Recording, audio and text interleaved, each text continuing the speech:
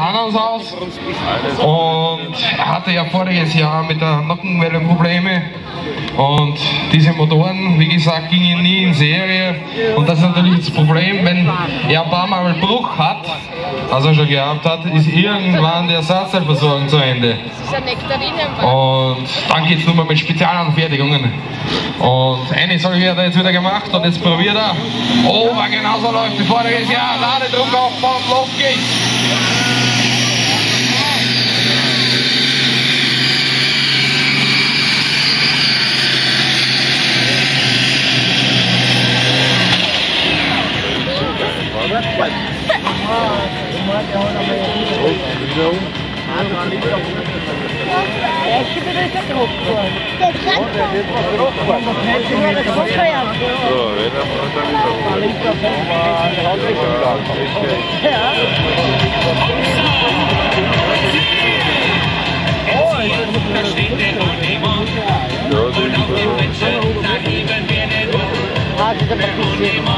Wir ziehen uns wieder rauf und gleich geht's wieder auf.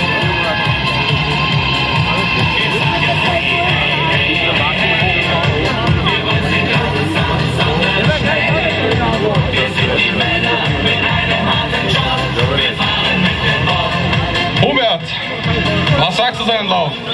Ja, leistungsmäßig bin ich zufrieden. Ich glaube, die haben Flug, also Motor ist ausgeschlossen, aber der wird leicht zum Reparieren sein. Okay, also er sagt leistungstechnisch jetzt zufrieden. Liegst du irgendwo bei 3000 PS, stimmt das?